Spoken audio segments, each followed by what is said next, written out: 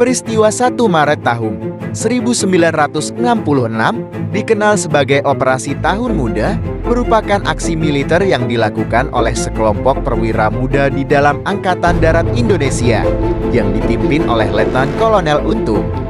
Operasi ini bertujuan untuk menggagalkan upaya gerakan 30 September tahun 1965 yang mengarah pada kudeta terhadap pemerintahan Soekarno. Operasi Tahun Muda menyebabkan sejumlah tokoh dalam pemerintahan Soekarno, termasuk Jenderal Soeharto, lolos dari percobaan pembunuhan. Sementara beberapa orang yang terkait dengan Y30 SPKI ditahan. Namun, Operasi Tahun Muda gagal dalam usahanya untuk mengamankan kekuasaan Soekarno. Sebaliknya, hal tersebut justru menjadi awal dari kejatuhan politik Soekarno. Setelah kegagalan operasi ini, Soekarno kehilangan kendali politiknya dan kekuasaan beralih ke tangan Soeharto, yang kemudian memimpin Indonesia dalam periode Orde Baru. Soekarno sendiri akhirnya ditahan oleh pemerintahan baru yang dipimpin oleh Soeharto sebagai hasil dari peristiwa ini. Suatu peristiwa yang diputuskan oleh Partai Komunis Indonesia dan sudah barang tentu tidak akan mengendai keputusan menyebutnya untuk ketiga kalinya.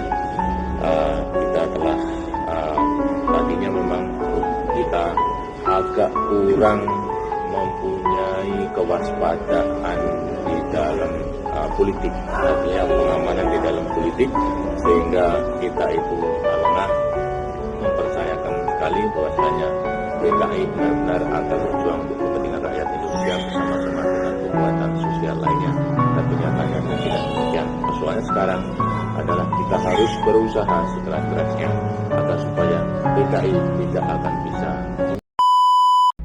Berikut faktor internal yang mempengaruhi keputusan penahanan Soekarno meliputi konflik politik internal antara faksi-faksi dalam pemerintahan, terutama antara militer dan golongan politik yang mendukung gerakan 30 September tahun 1965.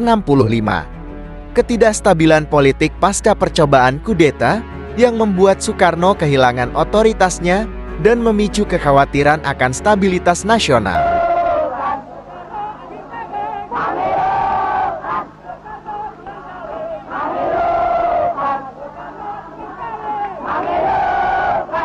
Kegagalan Soekarno untuk menenangkan situasi politik dan memulihkan otoritasnya yang memperburuk ketegangan di dalam pemerintahan.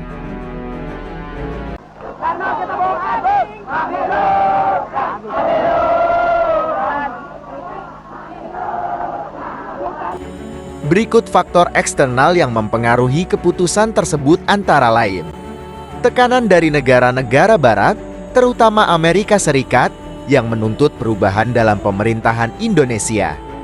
Dukungan militer dan politik dari negara-negara barat terhadap golongan yang mendukung gerakan 30 September tahun 1965 yang memperkuat tekanan terhadap Soekarno. Reaksi internasional terhadap situasi politik yang tidak stabil di Indonesia yang memperkuat keinginan untuk mengamankan kepentingan strategis di kawasan tersebut. Adapun kehidupan Soekarno selama masa penahanan.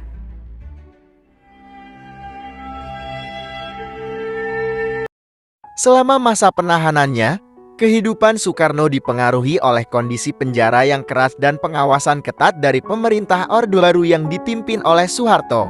Soekarno ditempatkan di berbagai lokasi penahanan, termasuk Rumah Sakit Angkatan Darat RSAU Halim Perdana Kusuma dan Rumah Sakit Pusat Angkatan Darat RSPAD Gatot Subroto di Jakarta. Meskipun dalam kondisi yang kurang menguntungkan, Soekarno tetap mempertahankan semangat dan martabatnya sebagai mantan presiden. Dia tetap aktif dalam menulis dan berpikir tentang masa depan Indonesia, meskipun keterbatasan yang dihadapinya. Meskipun diisolasi, Soekarno masih menerima kunjungan dari keluarganya dan beberapa teman dekatnya. Meskipun kondisi penahanan Soekarno tidak ideal, keberadaannya tetap menjadi pusat perhatian dan kontroversi di dalam dan luar negeri. Peran dan keberadaannya tetap menjadi topik pembicaraan dan analisis politik di Indonesia dan di seluruh dunia.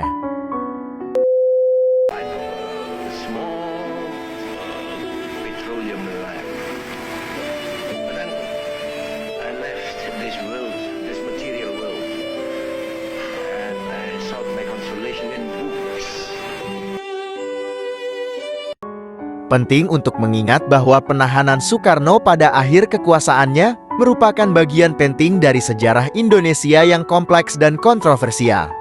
Peristiwa tersebut memiliki dampak yang luas terhadap arah politik dan sosial Indonesia, serta mewakili transisi penting dari era Soekarno ke Orde Baru yang dipimpin oleh Soeharto. Mari kita ingatkan diri kita sendiri akan pentingnya memahami dan menghargai keragaman perspektif dalam menginterpretasikan sejarah, serta terus belajar dan berkembang sebagai masyarakat yang bergerak maju.